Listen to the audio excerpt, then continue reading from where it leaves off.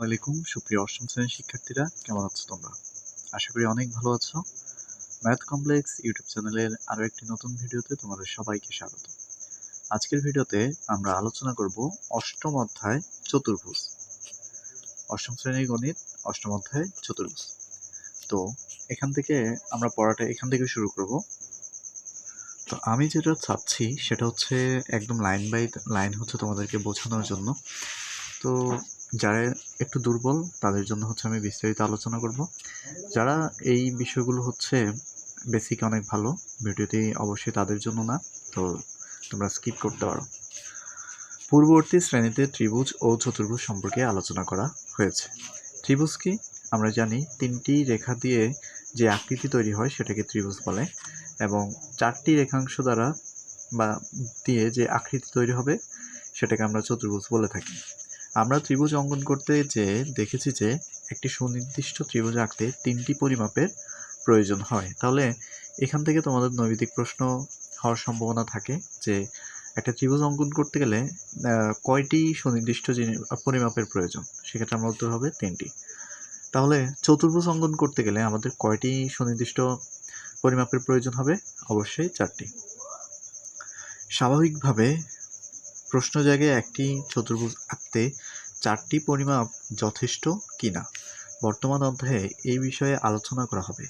তাছাড়া বিভিন্ন প্রকার চতুর্ভুজ, যেমন সামান্তরিক একটা চতুর্ভুজ, আয়ত এক ধরনের চতুর্ভুজ, বর্গ এক ধরনের চতুর্ভুজ, রম্বস এক ধরনের চতুর্ভুজ, কেননা এই প্রত্যেকটা আকৃতির বাহুর সংখ্যা কিন্তু চারটি করে। ওকে, এই অধ্যায়ে বিভিন্ন প্রকার চতুর্ভুজের এ সকল বৈশিষ্ট্য ও চতুর্ভুজ অঙ্কন বিষয়ে আলোচনা থাকবে। ওকে, অধ্যায় শেষে শিক্ষার্থীরা কি জানতে পারবে এটা তোমরা পড়ে নিতে পারো। এটা ওকে, এটার জন্য হচ্ছে আমি সময় নষ্ট করব না, আমরা সরাসরি চলে যাচ্ছি চতুর্ভুজ। কোয়াড্রিলেটারাল হচ্ছে চতুর্ভুজ। তো পাশেই আমরা একটা চিত্র দেখতে পাই, সেটা হচ্ছে একটা চতুর্ভুজ। কিভাবে আমরা বুঝলাম? কারণ এই আকৃতির মধ্যে আমরা যদি বাহু সংখ্যা গণনা করি তাহলে 1 2 3 4 চারটা বাহু রয়েছে। তাহলে আমরা যেটা জানি চারটি বাহু বা রেখাংশ যদি থাকে সেটাকে চতুর্ভুজ বলা যায়। তার মানে এ বি সি ডিটা হচ্ছে একটি চতুর্ভুজ। ওকে, তাহলে চতুর্ভুজ কাকে বলে? প্রথম লাইনে আমাদের রয়েছে চারটি রেখাংশ দ্বারা আবদ্ধ চিত্র হলো একটি চতুর্ভুজ। একদম ইজি। আর চিত্র দ্বারা আবদ্ধ ক্ষেত্রটি হচ্ছে চতুর্ভুজ ক্ষেত্র, অর্থাৎ এই যে পুরা ক্ষেত্রটা, এই ক্ষেত্রটা হচ্ছে আমাদের চতুর্ভুজ ক্ষেত্র, আর এটা যেই আকৃতি সেটা হচ্ছে আমাদের চতুর্ভুজ। তাহলে ক্ষেত্র পুরা সম্পূর্ণ যে ক্ষেত্র থাকবে সেটাকে আমরা চতুর্ভুজ ক্ষেত্র বলবো, আর যে আকৃতি দ্বারা হচ্ছে এই ক্ষেত্রটা তৈরি হয়েছে সেটা হচ্ছে আমাদের চতুর্ভুজ। তাহলে চতুর্ভুজের বাহুর সংখ্যা হচ্ছে কয়টি? চারটি। তাহলে এখানে এসে প্রথমে আমরা চতুর্ভুজের বাহুর সম্পর্কে একটা ধারণা পেলাম। চতুর্ভুজের একটা বৈশিষ্ট্য হচ্ছে চতুর্ভুজের চারটি বাহু রয়েছে। তাহলে চতুর্ভুজের বাহুর সংখ্যা কয়টি? চারটি। যে চারটি রেখাংশ দ্বারা ক্ষেত্রটি আবদ্ধ হয় এই চারটি রেখাংশই হচ্ছে চতুর্ভুজের বাহু। অর্থাৎ এখান থেকে আমরা জানতে পারলাম যে চতুর্ভুজের বাহু হচ্ছে কয়টি? চারটি বাহু থাকবে। একটা হচ্ছে এবি বাহু, আমরা যে চিত্র থেকে দেখি এবি একটা বাহু, এই যে এবি একটা বাহু, এবি বাহু। এরপরের বাহুটার নাম হচ্ছে বিসি, বিসি একটা বাহু। এরপরের বাহুটার নাম হচ্ছে সিডি, সিডি একটা বাহু। এরপরেরটা হচ্ছে ডিএ বা এডি। এখান থেকে আমরা জানলাম এক নম্বরে চতুর্ভুজের যে পোস্টমর্টেম, মানে চতুর্ভুজের মধ্যে কি কি থাকবে সেটা আমরা দেখব এখন। তো সর্বপ্রথম আমরা জানলাম চতুর্ভুজের চারটি বাহু রয়েছে, বাহুগুলো কিভাবে নামকরণ করতে হয় সেটা আমরা দেখলাম। তো চতুর্ভুজ দ্বারা বাহু কাকে বলে? যেই রেখাংশগুলো দ্বারা হচ্ছে ক্ষেত্রটি আবদ্ধ হবে সেই চারটি রেখাংশই হচ্ছে চতুর্ভুজের কি? বাহু। ওকে, বাহু সম্পর্কে আমাদের আইডিয়া হয়ে গেল। এখন আসো A B C O D বিন্দু চারটির যে কোনো তিনটি সমরেখ নয়। এখন A B BC CD O DA রেখাংশ চারটি সংযোগে চতুর্ভুজ গঠিত হয়েছে। অর্থাৎ এই চারটা বাহু যদি আমি আলাদা আলাদা লিখি তাহলে কিন্তু এখানে কোনো চতুর্ভুজ হয় না। সেক্ষেত্রে আমাদের কী করতে হবে, এই 4টা বাহুকে নিয়ে আমরা যদি যোগ করি তাহলে কিন্তু আমরা আলটিমেটলি একটা চতুর্ভুজ পাই। তার মানে চতুর্ভুজের যে 4টি বিন্দু রয়েছে, সেই 4টি বাহু রয়েছে, সেগুলো হচ্ছে আমাদের চতুর্ভুজের কি বাহু। সেই বাহুগুলোকে সংযোগ করার মাধ্যমে আমরা চতুর্ভুজ পেয়ে থাকি। এরপর আসো এ বি ও সিডি 4টি কৌণিক বিন্দু। কৌণিক বিন্দু এই নামটা তোমরা মনে রাখবে, এবং শীর্ষবিন্দু এই নামটা মনে রাখতে হবে, কারণ কৌণিক বিন্দু আর শীর্ষবিন্দু এটা কিন্তু একই জিনিস। তোমাদের প্রশ্নে কোথাও কিন্তু কৌণিক বিন্দু লেখা থাকতে পারে, আবার কোনো কোনো জায়গায় কৌণিক বিন্দুর পরিবর্তে শীর্ষবিন্দুও থাকতে পারে।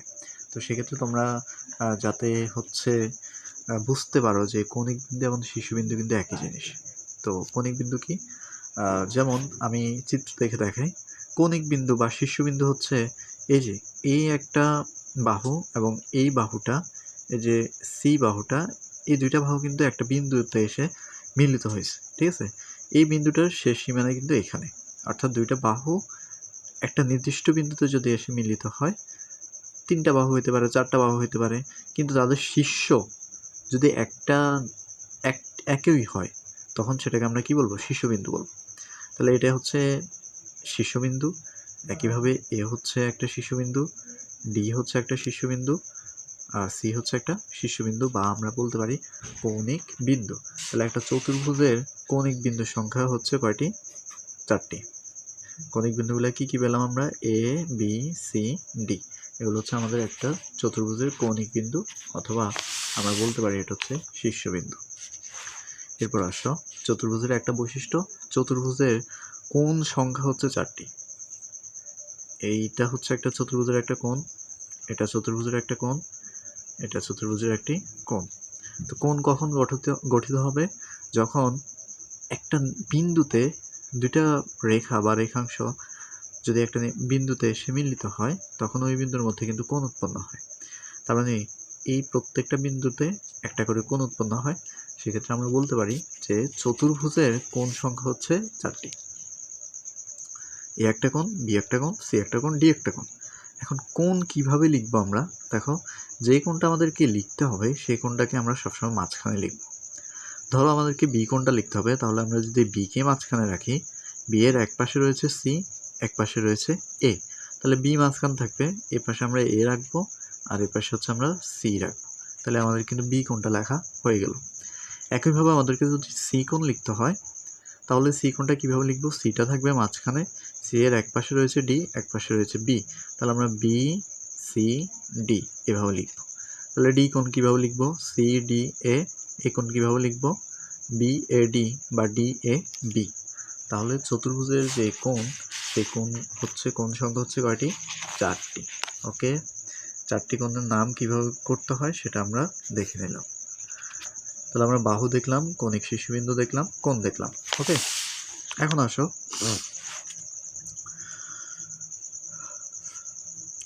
এই যে এবিসি, বিসিডি, সিডিএ ও ডিএবি চতুর্ভুজের 4টি কোণ। এ ও বি শীর্ষবিন্দু যথাক্রমে সি ও ডি শীর্ষের বিপরীত শীর্ষবিন্দু, অর্থাৎ এ বি এটার বিপরীত শীর্ষবিন্দু। এ বি হচ্ছে একটা শীর্ষবিন্দু, দুইটা শীর্ষবিন্দু, এই দুইটা শীর্ষবিন্দুর বিপরীত পাশে রয়েছে ডি এবং সি, বা সি এবং ডি। তাহলে এ বি এর বিপরীত শীর্ষবিন্দু হচ্ছে এ বি, এর বিপরীত শীর্ষবিন্দু হচ্ছে আমাদের সিডি। আবার একইভাবে আমরা যদি বলি এ বি, এই দুইটা বাহুর এই বাহুটার বিপরীত বাহু হচ্ছে সিডি, আবার এডি এর বিপরীত বাহু হচ্ছে কিন্তু বিসি। তাহলে এখান থেকে আমরা দেখলাম বিপরীত শীর্ষবিন্দু হচ্ছে এটা, আবার বিপরীত বাহু যদি আমরা কল্পনা করি, এই বাহুর বিপরীত হচ্ছে এই বাহু, অর্থাৎ এ বি এর বিপরীত বাহু হচ্ছে সিডি, আবার এডি এর বিপরীত বাহু হচ্ছে বিসি। তাহলে এখান থেকে আমরা দেখলাম বিপরীত বাহু বা বিপরীত শীর্ষবিন্দু।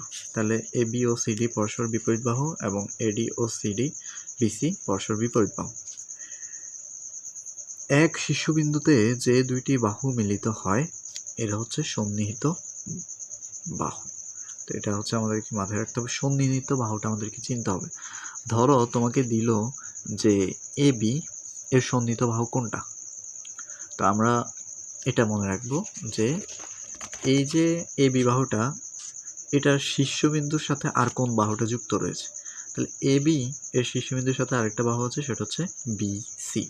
অর্থাৎ এই শীর্ষবিন্দুতে আমরা কিন্তু এই দুইটা বাহু মিলিত হয়, তাহলে এবি এর সন্নিহিত বাহু হচ্ছে বিসি। একইভাবে বিসি এর সন্নিহিত বাহু এবি, অথবা বিসি এর সন্নিহিত বাহু হচ্ছে সিডি বলা যায়, তাই না? আবার যদি এডি এর সন্নিহিত বাহু বলে, তাহলে এডি এর সন্নিহিত বাহু এবি, অথবা এডি এর সন্নিহিত বাহু হচ্ছে সিডি। আশা করি সন্নিহিত বাহু কি তোমরা বুঝতে পেরেছ। এখন আসি পরিসীমা। আচ্ছা, যেমন এবি বিসি বাহু দুটি হচ্ছে সন্নিহিত বাহু, AC O BD রেখাদ্বয় A B C D চতুর্ভুজের কর্ণ। কর্ণ কি জিনিস? কর্ণ মানে হচ্ছে কোণা, ঠিক আছে? আমরা যদি এ থেকে এই পর্যন্ত দাগ দিয়ে দিয়ে দিয়ে দিয়ে এখানে চলে আসি, আবার বি থেকে এইভাবে ডট ডট দিয়ে হচ্ছে এখানে চলে আসি, তাহলে কিন্তু আমরা কোণাকুনি দুইটা দাগ দিলাম। এ থেকে সি পর্যন্ত একটা দাগ দিলাম, বি থেকে ডি পর্যন্ত একটা দাগ দিলাম, তাহলে এই দুইটা জিনিসই হচ্ছে কর্ণ, ঠিক আছে? তাহলে একটা চতুর্ভুজের কর্ণ সংখ্যা হচ্ছে কয়টা থাকবে? কর্ণ থাকবে হচ্ছে দুইটা, একটা হচ্ছে এসি কর্ণ আর একটা হচ্ছে বিডি কর্ণ। সন্নিহিত বাহু আমরা দেখলাম, এবং লাস্ট আমরা যেটা দেখব সেটা হচ্ছে পরিসীমা। তাহলে চতুর্ভুজের বাহুগুলোর দৈর্ঘ্যের সমষ্টিকে এর পরিসীমা বলে। তাহলে এখান থেকে অনেক কিছুই আমরা দেখছি, কৌণিক শীর্ষবিন্দু, বাহু, কোণ, কর্ণ, বিপরীত শীর্ষবিন্দু, বিপরীত বাহু, এগুলো কিন্তু বেসিকের জন্য, ঠিক আছে? তো বেসিক যাদের স্ট্রং থাকবে তারাই কিন্তু ম্যাথে ভালো করার সম্ভাবনা সবচেয়ে বেশি। তো আমি চেষ্টা করব তোমাদেরকে একদম বেসিক থেকে শেখানোর জন্য। ওকে, তো ভিডিও অনেকের কাছে বোরিং লাগতে পারে, বই ধরে ধরে পড়ানো অনেকের কাছে বোরিং লাগতে পারে, সেক্ষেত্রে তোমরা স্কিপ করতে পারো, no problem. A B C D চতুর্ভুজের পরিসীমাটা কি? এই যে যতগুলো বাহু থাকবে এই বাহুগুলোর যোগফলটাই হচ্ছে পরিসীমা। অর্থাৎ এ বি যোগ বিসি যোগ সিডি যোগ হচ্ছে এডি, এই চারটা বাহু যদি আমরা যোগ করি তাহলে আমরা এই চতুর্ভুজের পরিসীমাটা পেয়ে যাব, ঠিক আছে? বাহু, তো এক্ষেত্রে তোমাদের যদি পরিসীমা আসে সেক্ষেত্রে তোমরা মনে রাখবে চতুর্ভুজের পরিসীমা বের করতে গেলে চতুর্ভুজের চারটা বাহুর সমষ্টি আমাদেরকে বের করতে হবে। চতুর্ভুজকে অনেক সময় চতুর্ভুজ প্রতীক দ্বারা, এই যে এইভাবে চারকোণা একটা আকৃতি থাকবে, এটাকে আমরা চতুর্ভুজ হচ্ছে প্রতীক, এটা হচ্ছে চতুর্ভুজের প্রতীক দ্বারা দেখলে বুঝতে পারবো এটা হচ্ছে একটা কি চতুর্ভুজ। যেমন ত্রিভুজের প্রতীক হচ্ছে কি, এই যে তিন কোণা থাকবে, চতুর্ভুজের প্রতীক হচ্ছে চার কোণা থাকবে। তো এই ছিল চতুর্ভুজ সংক্রান্ত আমাদের আজকের আলোচনা। এর পরবর্তী ভিডিও যদি তোমাদের প্রয়োজন হয় অবশ্যই তোমরা কমেন্ট করবে। যদি তোমাদের কমেন্টের পরিমাণ ভালো থাকে তবেই আমরা পরবর্তী ভিডিও এভাবে বেসিক আলোচনা করব, অথবা তোমরা জানিয়ে দাও এরকম বেসিক আলোচনা তোমরা চাও কিনা। যদি চাও তাহলে আমরা আর নতুন নতুন ভিডিও নিয়ে আসবো। তো আশা করি আজকের ক্লাসটি তোমাদের ভালো লেগেছে। যদি ভালো লেগে থাকে অবশ্যই চ্যানেলটি সাবস্ক্রাইব করো, কমেন্ট করে তোমার মতামত জানাও। তো আজকের ভিডিও পর্যন্তই, সবাই ভালো থেকো, সুস্থ থেকো, দেখা হচ্ছে নতুন কোনো ভিডিওতে। আল্লাহ হাফেজ।